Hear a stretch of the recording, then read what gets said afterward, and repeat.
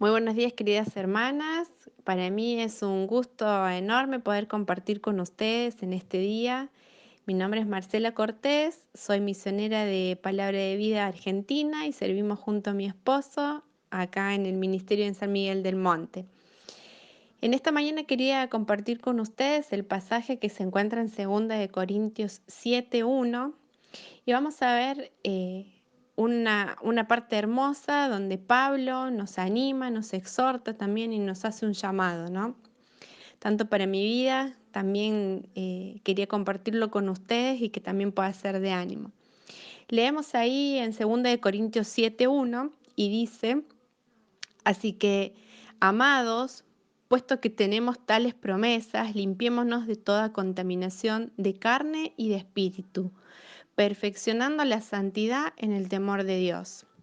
Un hermoso pasaje, ¿no? Ahí podemos ver cómo Pablo les dice, así que amados, ¿no? Les dice amados y es una muestra del carácter de Cristo, ¿no? El momento que estaba viviendo la iglesia de Corintios era un momento complicado, difícil, a donde había pecados de inmoralidad, a donde había casamientos en yugo desigual, a donde venían pasando cosas duras. Por eso él vuelve hacia ellos y les habla con una palabra de amor, les dice amados, ¿no? Y esto nos muestra que Cristo nos ama a pesar de que nosotros muchas veces somos infieles, nos equivocamos, cometemos errores, pero nuestro amado Señor y nuestro amado Cristo siempre está ahí, con una palabra de amor. Y Pablo refleja este amor del Señor, ¿no? Como dice la palabra, nada va a poder separarnos del amor de Cristo. Y continúa diciéndoles, puesto que tenemos tales promesas. ¿Y de qué promesas venía hablando Pablo? En medio de la situación que ellos estaban viviendo, Pablo les hace un pedido y lo podemos ver ahí en el capítulo 6, versículo 17 y 18. Y les dice, por lo cual salid de medio de ellos y apartaos, dice el Señor, y no toquéis lo inmundo, y yo os recibiré. Y será para vosotros por Padre y vosotros me seréis hijos e hijas, dice el Señor Todopoderoso, ¿no? Aquí Pablo les dice, puesto que tenemos tales promesas. Y la promesa es que les está diciendo, salgan del medio de ellos, apártense del mal, les está diciendo, ¿no? Y no toquen lo inmundo. Pablo les recuerda a los corintios que Dios les había hecho una promesa primero, ¿no? Que Él se iba a mostrar a ellos como un padre, dice, y ustedes me serán por hijos. Pero había algo que había que hacer, ¿no? Les dice, salid de medio de ellos, apártense. Y nosotros, hermanos, hermanas, nos encontramos en el mundo, y estamos en medio de este mundo, ¿no? Y muchas veces nos cuesta poder marcar esa diferencia, poder salir muchas veces de conversaciones que nos comprometen en nuestros lugares de trabajo, muchas veces en situaciones que no le agradan al Señor, ¿no? Pero qué bueno que podamos tener esta palabra que nos orienta hacia eso. Dice, primero entender que si yo me aparto, es ahí a donde Dios va a poder estar conmigo.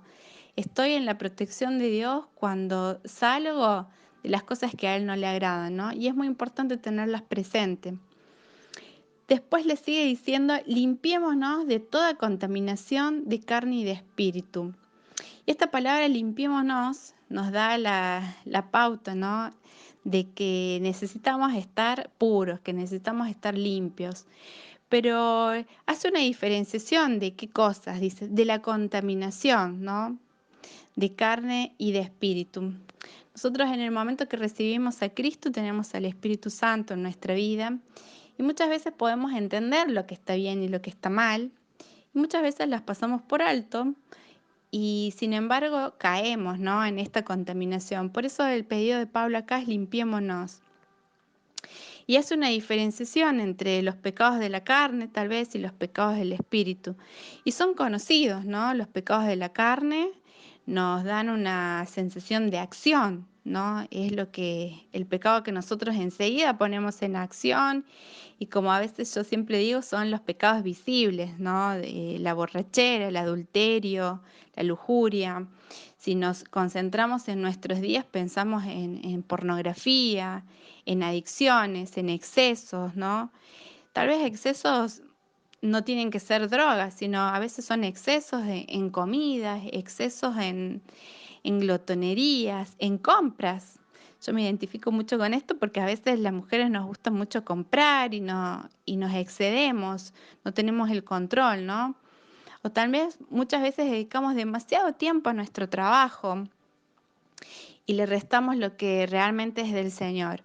Y hace esta diferenciación porque era importante en este momento entender cuáles eran estos pecados. Y también dice los pecados del espíritu.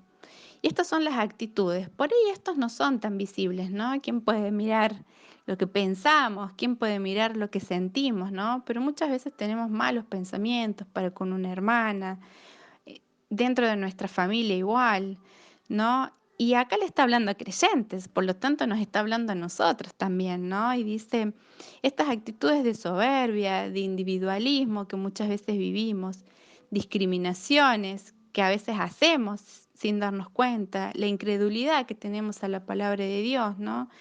La murmuración a la que nos prestamos muchas veces adentro de la iglesia o en los lugares a donde estamos con hermanos compartiendo.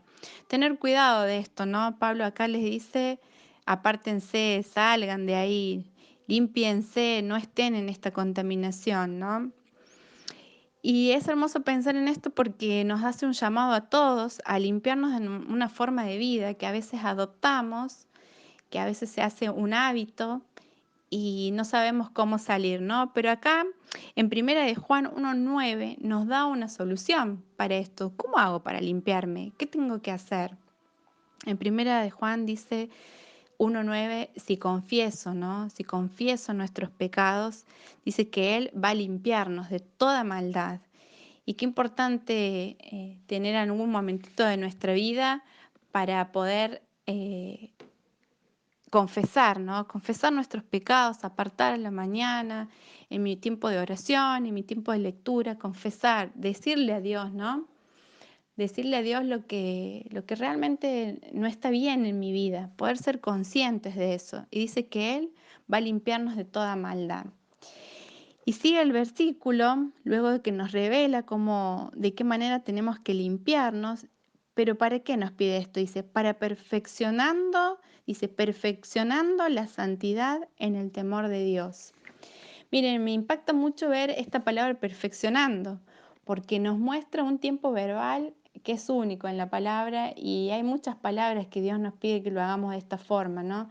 Es un presente continuo. Esta palabra perfeccionando me da la idea de que tengo que estar continuamente perfeccionando, que es el día a día, ¿no? Es el cada día.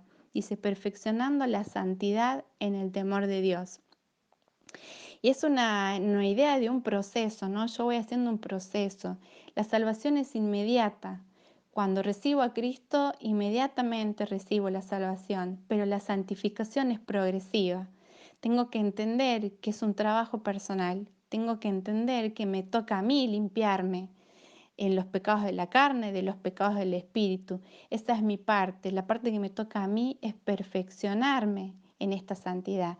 Y esta palabra perfeccionando da la idea de un presente continuo. Cada día debo buscar a Dios. Pero no tengo que centrarme solamente en lo que Dios no quiere que haga, sino buscar esta santidad es enfocarme en lo que Dios sí quiere que haga. Y quiero leer un pasaje, una parte de un libro que describe de una manera hermosa, ¿no? Haciendo alusión a lo que el rey David en su momento no estaba donde tenía que estar y se quedó, dice, en la terraza, ¿no? Mirando, todos conocemos la historia, él miró a esa mujer, la deseó, la codició y después dio a luz al pecado. Y miren cómo termina esta parte, ¿no? Muchas veces hacemos lo mismo, pero dice que la santidad es la belleza de alcanzar nuestro potencial en lugar de arruinar nuestro destino, quedándonos paseando en la terraza del pecado. A veces nos quedamos paseando, ¿no? En la terraza del pecado y arruinamos lo que es nuestro destino. Y la santidad es la belleza de poder alcanzar un potencial. La santidad es un reflejo de la hermosura del carácter de Cristo en nuestras vidas. Y por eso somos santos. Somos santos cuando hacemos lo que Cristo hizo y quiere que nosotros hagamos en las circunstancias que nos tocan vivir. A veces nos enfocamos solamente en lo que Dios no quiere, pero dice que la santidad de Dios es cuando yo me enfoco en su voluntad, que es agradable y perfecta. ¿Y qué cosas Dios quiere? ¿Conozco las cosas que Dios quiere? ¿Sé qué cosas Dios quiere que yo haga?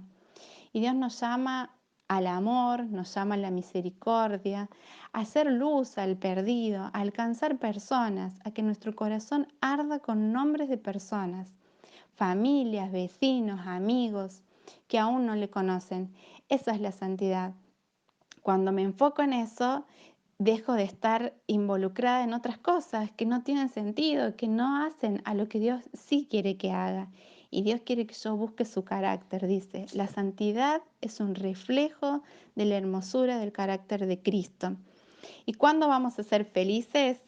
A veces pareciera que nosotros predicamos el Evangelio de la felicidad, pero miren, Dios sí nos da una fórmula para ser felices. Dice, la persona santa es feliz y completa por hacer la voluntad del diseñador de la vida. Dios nos ha diseñado para que nosotros busquemos su voluntad y su voluntad es agradable y perfecta y su voluntad es que seamos santos. Dice, sed santos como Cristo es santo, ¿no? Y eso es a lo que Dios nos llama. Así que queridas amigas, hermanas de allá de Santa Fe, de una iglesia amada, de la que siempre puedo ser parte a través de estos devocionales, es un desafío, ¿no? Para cada una de nosotras, poder buscar lo que Dios sí quiere que hagamos, su voluntad, que es agradable y perfecta.